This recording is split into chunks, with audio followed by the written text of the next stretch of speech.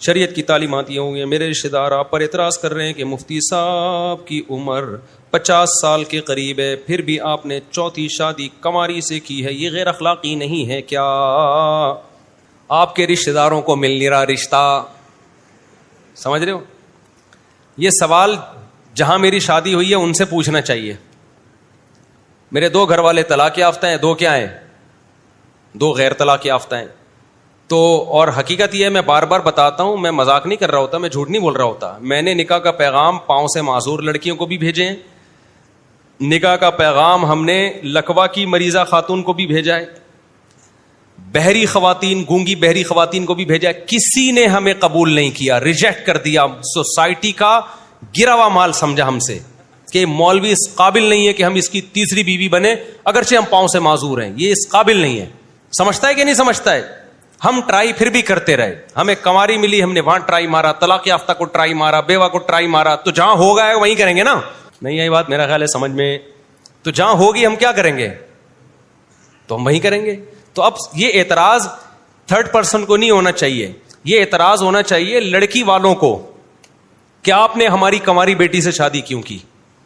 آپ 50 سال کے ہونے والے ہو, آپ کے کبھی 15.25 کی رپورٹ ہوتی ہے, کبھی 15.16 کی رپورٹ ہوتی ہے, اتنی بچوں کے لے کے آپ گھوم رہے ہو, پہلے سے آپ کی اتنی شادیاں ہیں, تو آپ کی یہ جرت کیسے ہوئی آپ نے ہمارے گھر نکاح کا پیغام بھیجا؟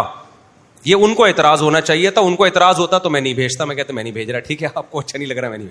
جب ان کو اعتراض نہیں ہے اور وہ خوش ہیں الحمدللہ, میرے سسرالوں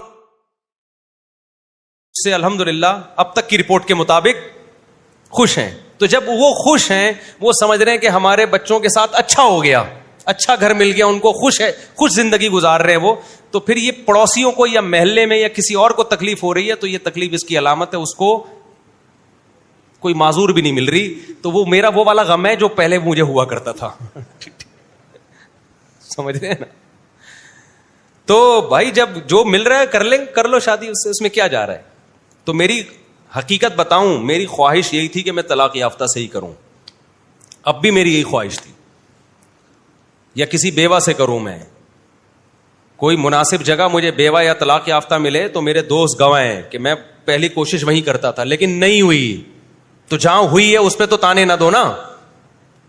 تو یہ تو سوال ان کو ہوتا ہے کہ آپ سسرال والوں سے پوچھا جائے کہ آپ نے کیوں کی ان سے, تو وہ کہیں گے ہم خوش ہیں جب ہمیں اچھا, ان کے خیال میں نہیں کہہ رہا کہ میں اچھا ہوں, ان کے خیال میں کہتے ہیں ہمیں اچھا رشتہ مل گیا. تو یہ ان سے پوچھو, سمجھتا ہے کہ نہیں سمجھتا ہے. تو یہ ان کا حق بنتا ہے کہ لڑکی والے اعتراض کریں کہ ہم نہیں دے رہے. یہ بالکل ایسا ہی ہے جیسے نبی صلی اللہ علیہ وسلم نے 50 سال کی عمر میں حضرت عائشہ سے کی نا, 9 سال کی, تو 9 سال عمر تھی. تو غیر مسلم اعتراض کرتے ہیں تو ظلم ہے. حضرت عائشہ سے پوچھو گے تو وہ کیا کہیں گی؟ ظلم ہے. وہ کہیں گی بھائی میرے لیے دنیا میں اس سے زیادہ خوش قسمتی کی بات کوئی ہے نہیں. تو جب امی عائشہ خوش ہیں تو آپ کو کیا پریشانی ہو رہی؟ میں یہ نہیں کہہ رہا ہمارے گھر والے حضرت عائشہ کی طرح مجھ سے خوش ہیں, کیونکہ بیان سنتے ہیں اور بھگتنا میں نے ہی پڑتا ہے گھر جا کے کہ اتنا پھینکنے کی آپ کو اجازت نہیں ہے.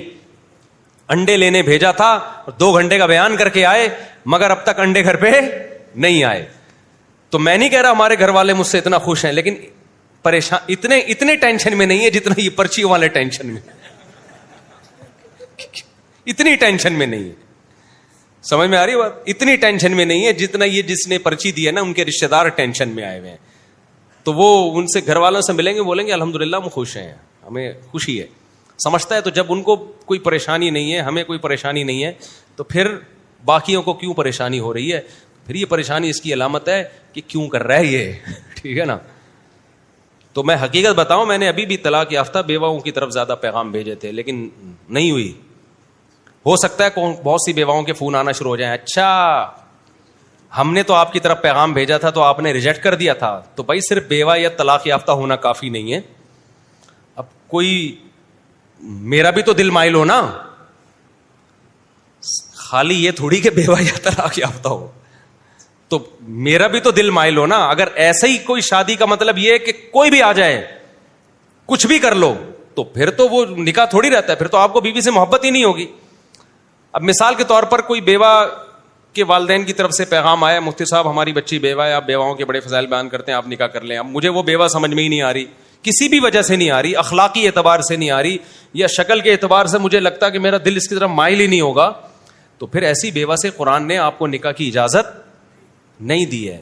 وجہ اس کی ہے کہ آپ اس کو پھر بیوی والی محبت دے ہی نہیں پاؤ گے. تو ما طاب لکم, جو تمہیں پسند آئیں.